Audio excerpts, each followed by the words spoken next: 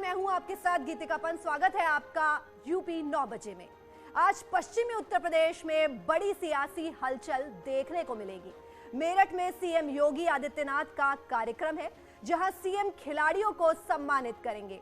वहीं मुजफ्फरनगर में एसपी अध्यक्ष अखिलेश यादव की जनसभा होगी। मुजफ्फरनगर में अखिलेश के बयान पर देश की सियासी नजर रहेगी। वहीं मुरादाबाद में एआईएमआईएम चीफ ओवैसी की जनसभा होगी।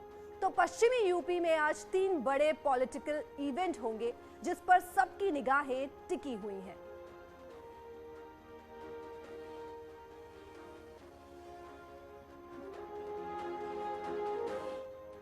और टीवी स्क्रीन पर हम आपको ये 3 तस्वीरें दिखा रहे हैं, जिसमें सीएम योगी आदित्यनाथ खिलाड़ियों को सम्मानित करेंगे, अखिलेश यादव जनसभा करेंगे और ओवैसी मुरादाबाद में रैली करेंगे।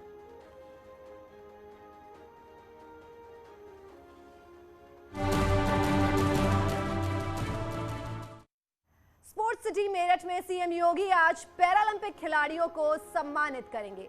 सीएम योगी टोक्यो ओलंपिक में पदक जीतने वाले राज्यों के 17 खिलाड़ियों को पुरस्कार देंगे। सीएम योगी के साथ केंद्रीय खेल मंत्री अनुराग ठाकुर मेरठ के सरदार वल्लभ भाई पटेल कृषि विश्वविद्यालय मोदीपुरम पहुंचेंगे। बता दें कि प्रदेश दूसरे प्रदेशों के स्वर्ण पदक जीतने वाले खिलाड़ियों को 2 करोड़, रजत पदक जीतने वाले 1.5 करोड़ और कांस्य पदक जीतने वालों को 1 करोड़ रुपए की प्रोत्साहन राशि देंगे।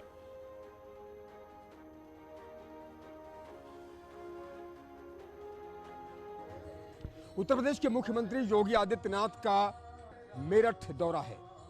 मेरठ में यूपी के चीफ मिनिस्टर देश के पैरा खिलाड़ियों को सम्मानित करेंगे। देश के अलग अलग राज्यों से पैरा खिलाड़ी यहां सम्मानित किए जाएंगे। भारत में ऐसा कार्यक्रम पहली बार हो रहा है, जहां एक साथ हजारों की संख्या में पैरा खिलाड़ी मौजूद रहेंगे।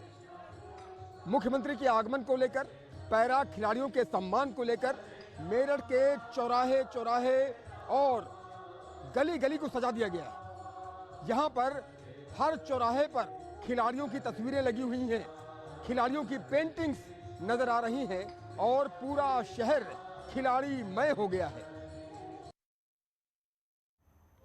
मुजफ्फरनगर में आज समाजवादी पार्टी की जनसभा है। एसपी अध्यक्ष अखिलेश यादव की रैली है। बुढ़ाना में एसपी का कश्यप महासम्मेलन। रैली में भारी भीड़ जुटने का दावा। स्थानीय एसपी नेताओं ने झोंकी ताकत।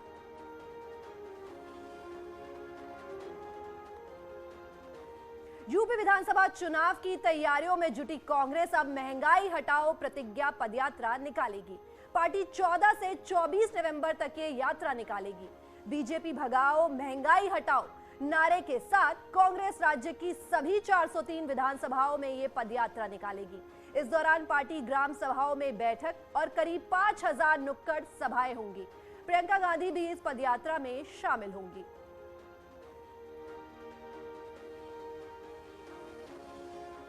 कासगंज में पुलिस हिरासत में युवक की मौत का मामला सामने आया है।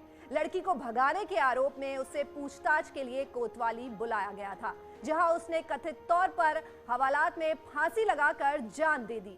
पुलिस हिरासत में युवक की मौत के बाद पुलिस पर सवाल उठे, तो एसपी ने कोतवाली प्रभारी सहित 5 पुलिसकर्मियों को लापरवाही बरतने के आरोप में सस्पेंड कर दिया है और एएसपी को मामले की जांच सौंपी है। दोपहर के लगभग 3:30 पौने 4 बजे उसकी फांसी लगने की सूचना जो है बगल में बैठे हुए पुलिस के जो मुंशी है उनको प्राप्त न हुई थी। उन्होंने त्वरित जो है पुलिस टीम ने उस युवक को जो अशोकनगर में बना हुआ सीएचसी है वहाँ पे उसको भेजा गया था। प्राथमिक उपचार के दौरान जो है उसकी मृत्यु हो गई थी। इस पूरे प्रकरण में 5 लोगों को मेरे द्वारा सस्पेंड किया गया है और इसमें एक डिपार्टमेंटल इंक्वायरी भी ऑर्डर की है। इस घटना को लेकर अब सियासत भी शुरू हो गई है। कांग्रेस के राष्ट्रीय सचिव तौकीर आलम देर रात तक मृतक अल्ताफ के गांव पहुंचे। उनके साथ युवा कांग्रेस के प्रदेश अध्यक्ष ओमवीर सिंह यादव भी मौजूद रहे, लेकिन पुलिस प्रशासन ने उन्हें परिजनों से मुलाकात करने से रोक दिया। कई घंटे बाद 4 लोगों को मिलने की अनुमति दी गई, लेकिन अल्ताफ के परिजनों ने इन नेताओं से मिलने से साफ इनकार कर दिया। इसके बाद कांग्रेस नेता परिजनों से मिले बिना लौट आए। बाद में मीडिया से बातचीत में इन नेताओं ने पुलिस पर हत्या का आरोप लगाया है। पूरा समाज, पूरा प्रदेश नहीं बल्कि पूरा देश के लोग अचंभित हैं कि रक्षक भक्षक कैसे बन गए। हमारे आईसीसी सेक्रेटरी आदरणीय तौकीर आलम जी और हम तमाम सब लोग, हमारे जिलाध्यक्ष ही हैं, सभी लोग उस परिवार से मिलने के लिए पहुंचे तो पुलिस प्रशासन के लोगों ने हमको रोक दिया। दुखद बात यह है कि जब किसी के घर में कोई घटना घट जाती है तो उस परिवार से मिलने से आखिर पुलिस प्रशासन क्यों रोकता है? पुलिस डरी हुई क्यों है, सहमी हुई क्यों है? आखिर पुलिस ने सफाई दी है कि उसने फांसी लगाई है, तो पुलिस आखिर क्यों डर रही है? तो उधर बरेली में बाइक सवार 2 पुलिसकर्मियों ने दिव्यांग युवक को जमकर पीटा। सिपाहियों की गुंडई की तस्वीर सीसीटीवी में कैद हो गई। इसके बाद स्थानीय लोगों ने पुलिस की गुंडई का वीडियो सोशल मीडिया पर वायरल कर दिया। पीड़ित कासिम का आरोप है कि दोनों पुलिसकर्मी उस पर अवैध वसूली का दबाव बना रहे थे। पीड़ित परिवार ने एसएसपी से आरोपी पुलिसकर्मियों की शिकायत कर दी है। इसके बाद एसएसपी ने मामले की जांच कराई और जांच में दोषी मिलने के बाद आरोपी दोनों पुलिसकर्मियों को सस्पेंड कर दिया है।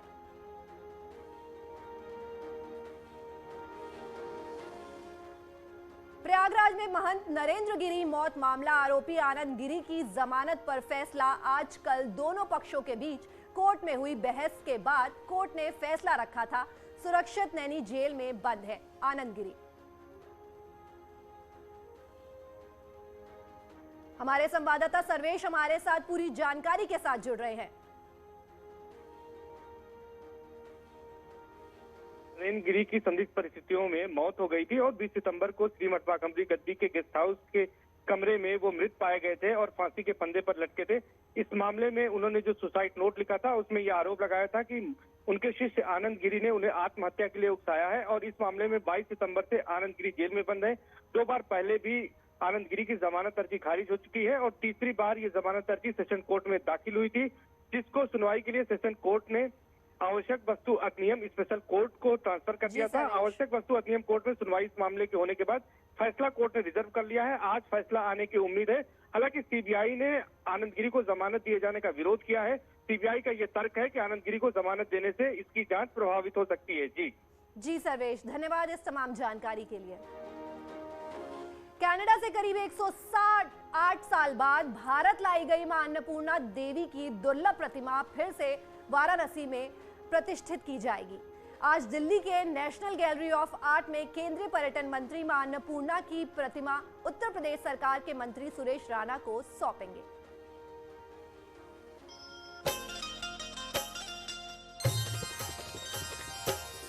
अठारहवीं सदी में अन्नपूर्णा की प्राचीन मूर्ति वाराणसी से चोरी कर ली गई थी।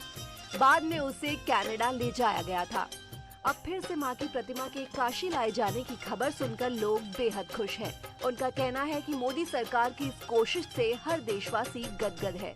वो जो यहाँ से मूर्ति चोरी हुई थी तो कनाडा के म्यूजियम से हमारे यशस्वी प्रधानमंत्री जी ने भारत में लाया।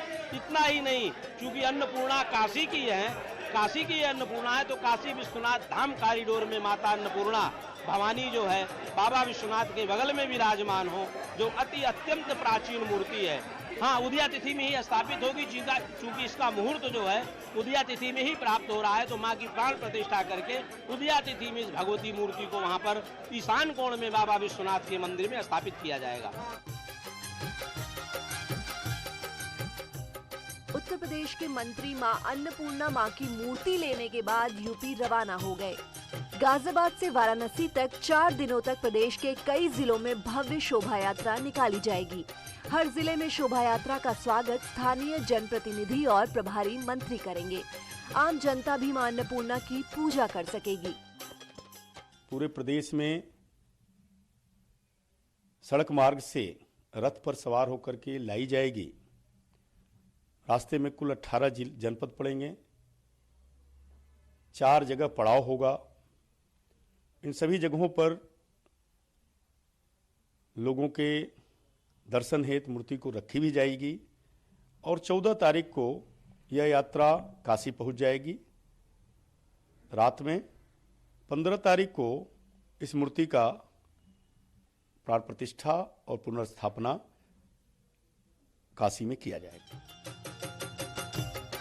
शोभा यात्रा आज दिल्ली से गाजियाबाद होकर गौतम बुद्ध नगर, बुलंदशहर, अलीगढ़, हाथरस, कासगंज, एटा, मैनपुरी, कन्नौज, कानपुर, उन्नाव, लखनऊ, बाराबंकी, अयोध्या, सुल्तानपुर, प्रतापगढ़, जौनपुर होते हुए 14 नवंबर को वाराणसी में काशी विश्वनाथ मंदिर पहुंचेगी, जहां 15 नवंबर को सीएम योगी आदित्यनाथ प्राण प्रतिष्ठा करेंगे। काशी समेत पूरी दुनिया का पेट भरने के लिए बाबा विश्वनाथ ने मां अन्नपूर्णा से ही भिक्षा मांगी थी। ऐसे में जब अन्नपूर्णा जी की ये प्रतिमा लौट रही है तो उनको बाबा विश्वनाथ दरबार में ही स्थापित करने की तैयारी है। मोदी सरकार लगातार भारत से जुड़ी ऐसी दुर्लभ धरोहरों को लगातार स्वदेश वापस लाने का काम कर रही है। अनुमान है कि साल 2014 के बाद अब तक पीएम मोदी के कार्यकाल में 42 दुर्लभ धरोहरों को देश वापस लाया गया है। Bureau report, news 18। और यहाँ रुक रहे हैं एक छोटे से ब्रेक के लिए।